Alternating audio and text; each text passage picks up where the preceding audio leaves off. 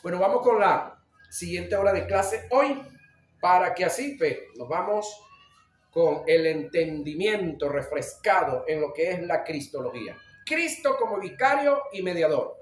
A continuación, daremos un breve estudio en relación a lo que es el ser vicario, en qué consiste la obra vicaria y qué es un mediador y cómo fungió. Escuche esta palabra, no es muy común. Fungió Cristo como mediador, porque una cosa es fungir y otra cosa es fingir. Son pareciditas, ¿verdad?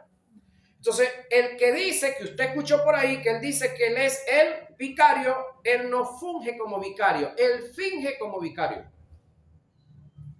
¿Sí? Ok, entonces, vicario. Este término no aparece en las escrituras, es decir, dentro de la Biblia. Por ende, no es bíblico, es un término técnico o teológico utilizado para describir a Cristo como un sustituto, y de allí se deriva lo que se conoce teológicamente como obra vicaria. Antes de entrar en el tópico acerca de lo que es un vicario y lo que es una obra vicaria, voy a tratar el tema de Cristo como el postrer Adán. Oiga lo que viene ahora. Es decir, todos hemos oído hablar algo de Adán, pero ahora Cristo es el postrer Adán. Vamos a ver qué significa esto. El término postrer indica uno semejante al primero, siendo el segundo, y a su vez el último, sin posibilidad de que haya un tercero.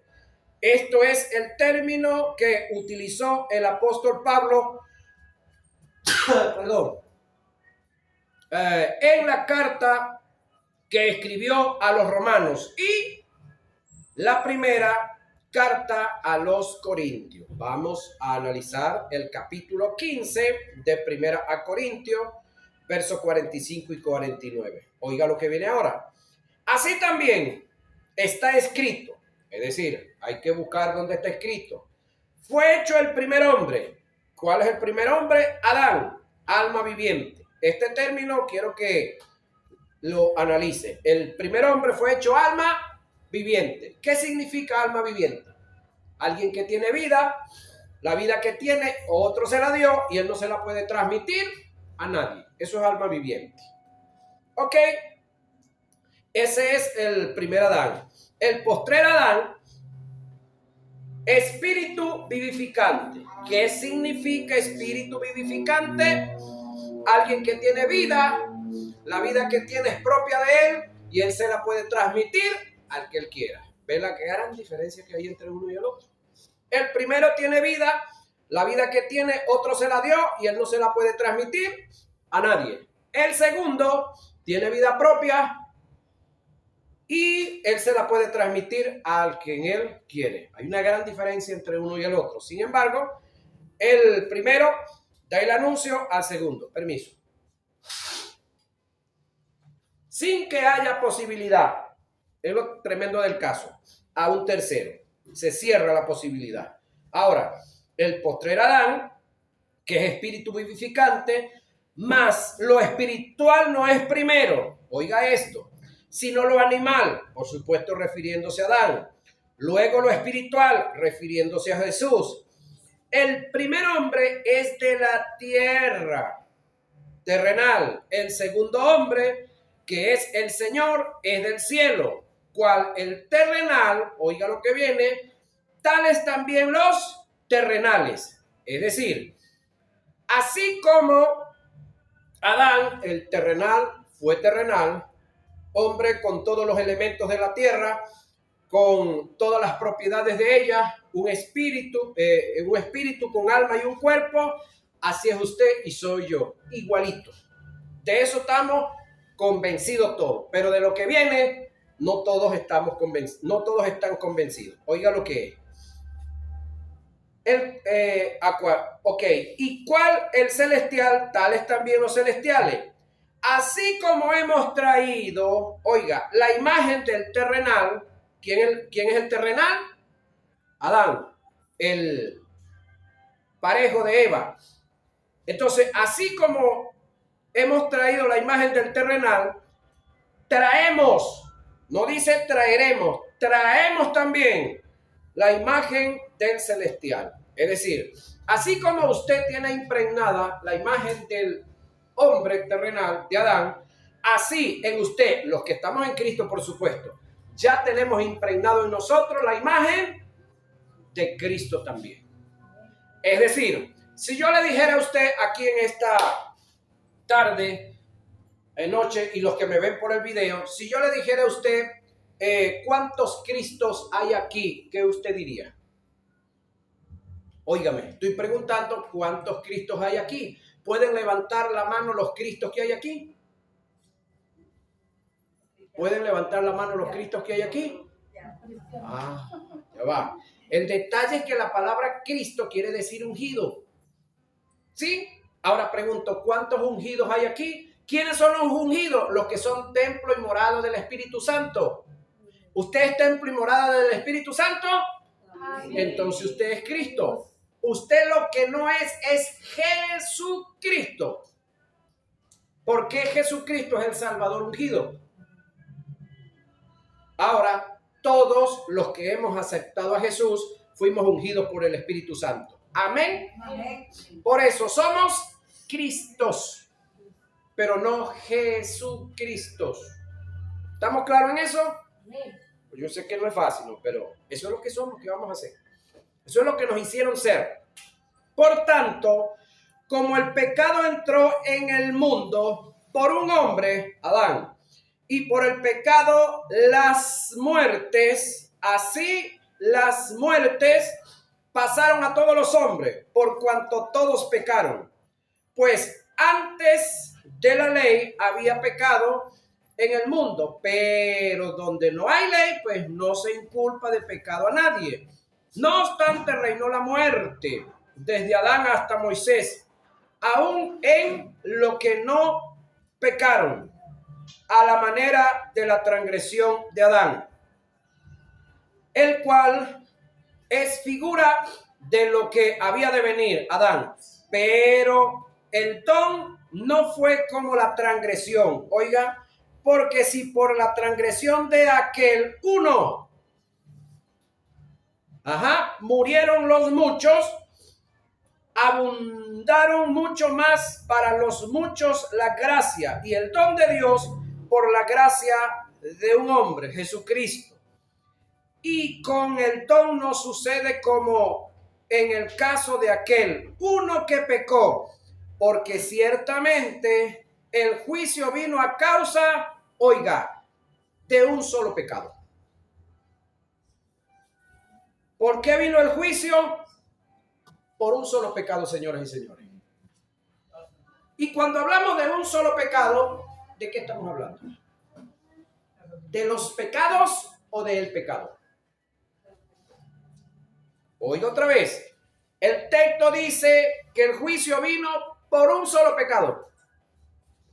Y cuando hablamos del pecado, estamos hablando de uno, no de los, gramaticalmente. Entonces el juicio vino por uno solo. ¿Cuál es ese pecado? ¿Él o los? Razonen allá abajo, por favor. Digan algo, que van a creer que estoy solo aquí. Permiso. Él, porque es un solo pecado. ¿Quién cometió ese pecado? Adán. ¿Quién vino a destruir ese pecado? Jesús. ¿Cómo se llama ese pecado? La incredulidad. Creo que se los he dicho varias veces y no me voy a cansar de decírselo. Por causa de un solo pecado, oiga, para condenación. Es decir, un solo pecado nos llevaba a nosotros a la condenación. Pero el don vino a causa de las muchas transgresiones para justificación, pues si por la transgresión de uno, Adán, uno solo reinó la muerte, mucho más reinará en vida por uno solo, Jesucristo, lo que reciben la abundancia de la gracia y del don de la justicia. Así que como por la transgresión de uno, vino la condenación a todos los hombres de la misma manera por la justicia de uno. ¿Quién es ese? Jesús. Vino a todos los hombres la justificación de vida, porque así como por la desobediencia de un hombre, los muchos fueron constituidos pecadores, así también por la obediencia de uno, Jesús, los muchos serán constituidos justos. Entonces, por causa de la obra vicaria de Jesús en la cruz del Calvario, usted y yo hemos sido justificados. Y si fuimos justificados, somos justos. Amén. Y si somos justos, no somos pecadores. ¿Quién alcanzó esto? Nuestro vicario. La obra vicaria en la cruz. Vicaria y redentora. Pero la ley se introdujo para que el pecado abundase, más cuando el pecado abundó, sobreabundó la gracia, para que así como el pecado reinó para muerte, así también la gracia reine por la justicia para vida eterna, mediante Jesucristo, Señor nuestro. ¿Eso está dónde? Léalo una, otra y otra y otra vez. Eso está en el libro de Romanos capítulo 5, versos 12 al 21. Léalo una, otra y otra vez.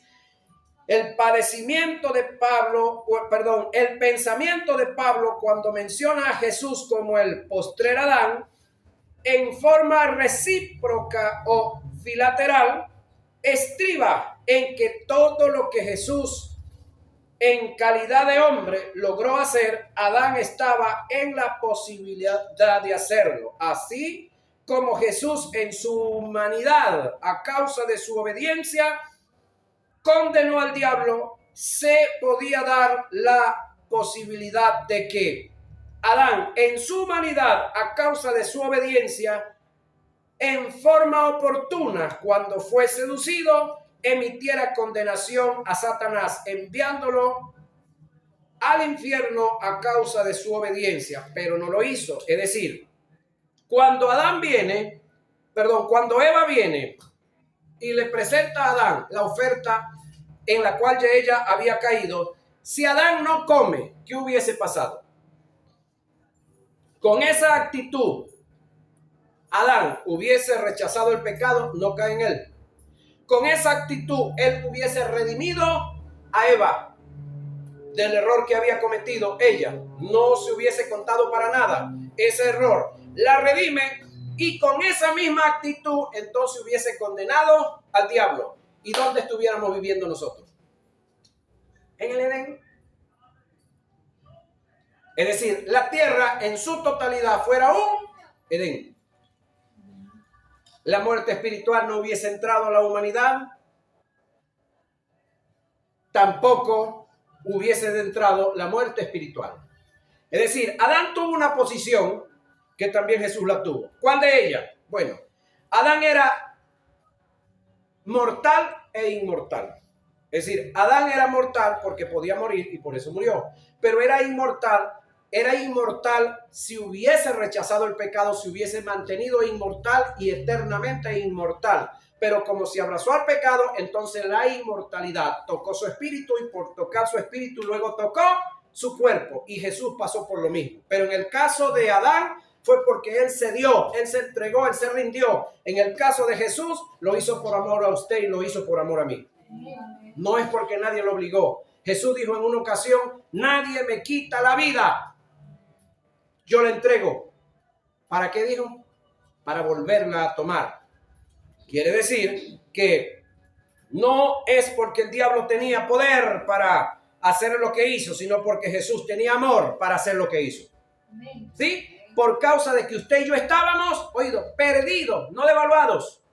Porque pregunto, ¿a usted se le pierde un billete de $1 en la casa, en algún lado por allá? Usted va a buscarlo y buscarlo y buscarlo y buscarlo. Pregunto, ¿se le pierde un billete de $1? Lo va a buscar, va a durar toda la noche, voltea la cama, voltea todo por allá buscando el billetico de $1. ¿Y si se le pierde uno de $100? ¿Por qué razón? Porque el billete está perdido, no está devaluado. ¿Sí? Ok. El detalle es que el billete no es como el indio. No sé si ustedes saben la historia del indio que se perdió en la selva. Un indio que conocía la selva como la palma de su mano. Y un día, como siempre a la gente le llega un día, se perdió en la selva. Y alguien lo consiguió que andaba extraviado por allá, daba vueltas para allá y daba vueltas para acá. Y le preguntan, indio, ¿qué pasó? Indio, ¿usted se perdió? Le dijo, no, indio no perderse. Indio conocer la selva como la palma de su mano. ¿Y qué pasó, indio? Casita de indio está perdida. Él no estaba perdido, la que estaba perdida era la casa. Ajá. El otro acto recíproco en semejanza a Jesús, como el postrer Adán, es que Adán era un ser mortal e inmortal, porque podía morir. Era mortal porque podía morir, e inmortal porque no estaba sujeto a la muerte. Si Adán no hubiera cedido a la tentación por su obediencia a Dios y al pacto, hubiera pasado del estado de inmortalidad, oiga, al estado de inmortalidad eterna. ¿Escucha esa expresión? Es decir, Adán era mortal e inmortal, pero no era eternamente inmortal. Ahora usted y yo, se lo voy a decir, si usted no lo entiende, que el Espíritu Santo lo ayude para que lo entienda. Usted ya pasó al estado de inmortalidad eterna en lo espiritual. Si no lo sabía, entérese. Es decir, usted y yo espiritualmente ya es imposible que muramos. Físicamente puede que sí, pero espiritualmente ya somos inmortales. Es como esto, biológicamente hablando. Todas ustedes que nacieron damas, ustedes pasarán al resto de la eternidad como damas, como mujeres. Biológicamente hablando, X, Y o XX, ¿cómo es el asunto? XY. En el caso de nosotros los caballeros, pasaremos a la eternidad como caballeros. XX. Biológicamente hablando. No hay marcha atrás.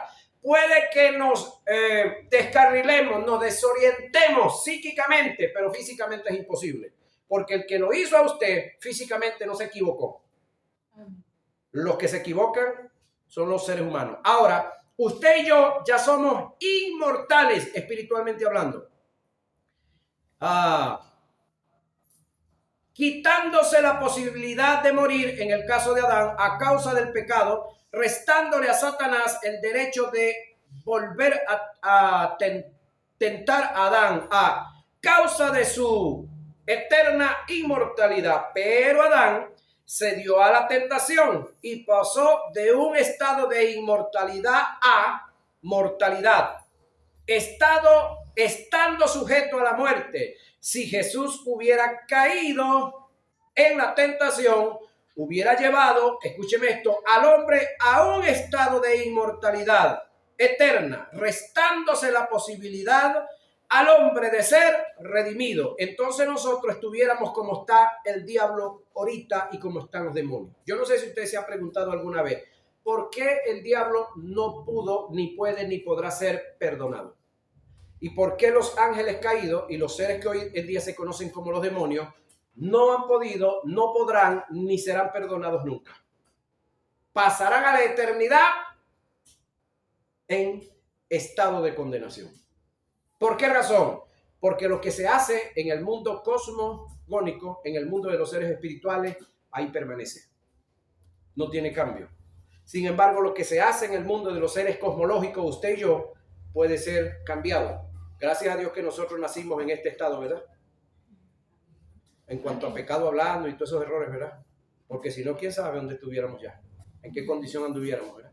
Ahora, el estado probatorio por el cual Adán pasó en el huerto del Edén a causa de su obediencia le daba la posibilidad de pasar del estado de inmortalidad al estado de inmortalidad eterna por su obediencia.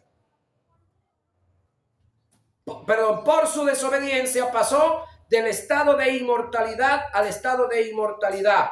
Por supuesto no es eterno, estando sujeto a la muerte. Esto es la muerte espiritual y la muerte física a los 930 años. Lo que hizo posible que Dios sacara al hombre del estado de mortalidad es que el hombre pecó en el tiempo, cronos, como con caso contrario al diablo que pecó en la eternidad, en el tiempo Cairo. Es por esta causa que Dios sacó al hombre del huerto para evitar que comiera del árbol de la vida y viviera eternamente condenado como está el diablo.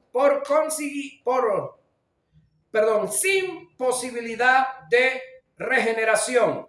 Si el hombre come del árbol de la vida, se hubiera dado la degeneración absoluta para muerte y como resultado el hombre estuviera en la tierra muerto en vida. Y dijo Jehová Dios, he aquí, el hombre es como uno de nosotros, sabiendo el bien, que lo sabía, y el mal, porque lo estaban probando. Ahora pues, que no alargue su mano y tome también del árbol de la vida y coma y viva para siempre, en este caso condenado. Echó pues fuera al hombre y puso al oriente del huerto del Edén querubines y una espada encendida que se revolvía por todos lados para guardar el árbol de la vida. Génesis 3, 22 y 24. En el caso de Jesús, como el postrer Adán, por igual era mortal e inmortal. Jesús, por ser mortal, a causa del estado de pecado que Dios puso sobre él, en la cruz murió tanto física como espiritualmente, pero por causa de su obediencia al cumplimiento de la ley y los mandamientos de Dios, fue justificado Jesús y vivificado en el Espíritu, resucitado de entre los muertos, pasando al estado de inmortalidad eterna. Es decir, por mucho que quisieran a esta altura de la vida atrapar a Jesús otra vez y matarlo o hacer algo en contra de él, es imposible. Es más, es tanto así. Escúcheme esto.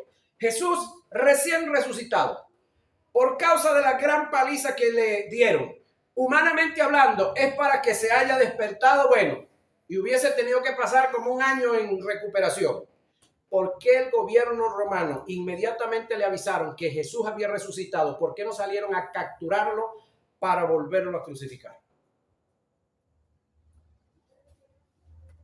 ¿Por qué los judíos que habían hecho ese trabajo no lo hicieron?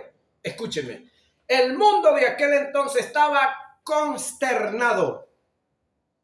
Es decir, el líder de los militares que estuvo en el Calvario, cuando vio que Jesús expiró, dijo, verdaderamente este era el Hijo de Dios. ¿Lo ha leído usted? La profecía, cuando el velo que estaba en el templo se rasgó de arriba abajo, ¿qué entendieron los sacerdotes? Verdaderamente hemos crucificado al Hijo de Dios. No está escrito, pero tienen que haberlo visto. Sin embargo, con todo y que cuando les dieron el anuncio de que él había resucitado, convinieron en dinero, le dieron dinero a los soldados y buscaron la manera de que los soldados no fueran asesinados y que pudieran darlos a la fuga para que se corriera y dijeran que habían robado el cuerpo de Jesús. Pero eso no era cualquier cosa. ¿Por qué no salieron a buscar el cuerpo? Es que era muy difícil conseguir un cuerpo y a una gente cargando un cuerpo muerto. Era muy difícil. No tenían con qué, no tenían cómo, porque ya Jesús había destruido el pecado y Jesús ya tenía inmortalidad eterna. Ahora, de esa manera, Jesús condenó al diablo y ahora el diablo sí está frito. Por causa de lo que Jesús hizo en su obediencia, como el postrer Adán, todos los que creen en él por fe, óigame, en la gracia de Dios, se les concede el estado, de inmortalidad eterna. Es decir, usted y yo tenemos el mismo estado espiritual que tiene Jesús. Amén. Amén. Y ahí es donde cobra fuerza la analogía que yo he hecho y la voy a repetir esta noche. Si agarramos a la hermana Ariane y le sacamos una gota de sangre de la oreja y le sacamos una gota de sangre del dedo gordo del pie, ¿dónde creen ustedes que ella tiene más mala sangre? Perdón, más hemoglobina, quise decir. ¿Dónde tiene más hemoglobina? Si la oreja es de la cabeza donde está el cuerpo, tiene que tener hemoglobina igual. Ahora, agarramos al hermano Isidro, le sacamos de la frente, que casi no tiene, un pedacito de hueso del dedo gordo del pie, nos llevamos a un laboratorio y vamos a revisar dónde tiene más calcio, en la frente o en el hueso del pie. Pregunto, ¿dónde tiene más calcio? Tiene que tener igualito. Si la cabeza del cuerpo, tiene que haber igual, porque el calcio no es liviano o pesado que se va para abajo y tiene más abajo, es liviano que se va para arriba como el gas. Entonces, si Cristo tiene inmortalidad eterna, nosotros que somos su cuerpo y Él es la cabeza, ¿qué tenemos? Lo mismo. ¿Está viendo esa? Entonces usted no es cualquier cosa, nunca ha sido cualquier cosa. Porque con todo y en la condición de pecado que usted estaba era perdido, no estaba devaluado. Y ahora que estamos en Cristo, pues, wow, mucho que súper recontra menos. Ahora, nosotros tenemos inmortalidad eterna, pasando a gozar de dicho estado en forma integral y absoluta cuando venga la resurrección, aunado al traslado de la iglesia. Entonces, la obra vicaria define un acto realizado o sufrido a favor de otro, para que los beneficios del acto se transfieran, al beneficiario. Es decir, todo lo que Cristo padeció, lo padeció por usted y lo padeció por mí. Pero todos los beneficios que Él obtuvo con su resurrección han sido transferidos a usted. Y eso es lo que nos cuesta creer. Entonces, todas las propiedades que tuvo Adán, el creado por la mano de Dios, están en nosotros. Amén. El primer Adán. Pero todas las propiedades que obtuvo el postrer Adán están en nosotros también. Es decir, tenemos la imagen física del terrenal, pero tenemos la imagen espiritual del espiritual. Amén. Vamos cerrando con esto. El término vicario indica una sustitución. Se dice de alguien que ocupa un lugar dejando de ser beneficiado para que otro sea beneficiado. Cristo murió no solamente a favor nuestro, sino en lugar nuestro. Él fue hecho maldición por nosotros para que nosotros fuésemos hechos bendición. Por lo tanto, usted es un bendito, usted no es un maldito. Por él, Romanos 5, 6 y 8, Gálatas 3:13. El término vicario está en contraste del sicario. ¿Qué es lo que hace el sicario? ¿Alguien me lo recuerda aquí? ¿Qué hace el sicario? Quita la vida, arrebata la vida, estorba la vida, trae dolor, trae tristeza. ¿Qué hace el sicario? ¿Qué hace el vicario? Todo lo antónimo, todo lo opuesto. Amén. Amén. Entonces, Él es nuestro único y gran vicario. Y cierro con esto. Yo soy el buen pastor, dijo Jesús. No cualquiera. Yo soy Él, no hay más. Buen pastor. Y el buen pastor su vida da por las ovejas. ¿Eso está dónde? Juan 10:14. Yo soy el buen pastor. Y el buen pastor su vida da por las ovejas. Y Él como buen pastor dio su vida por nosotros que somos sus ovejas. Amén. Entonces eso creo que merece gratitud, agradecimiento. Creo que eso merece que nosotros todos los días le demos gloria, le demos honra a Él. Y merece que ahorita, yéndonos después de esta enseñanza, pues le demos un aplauso a Él también. Amén. Bendiciones. Hemos terminado.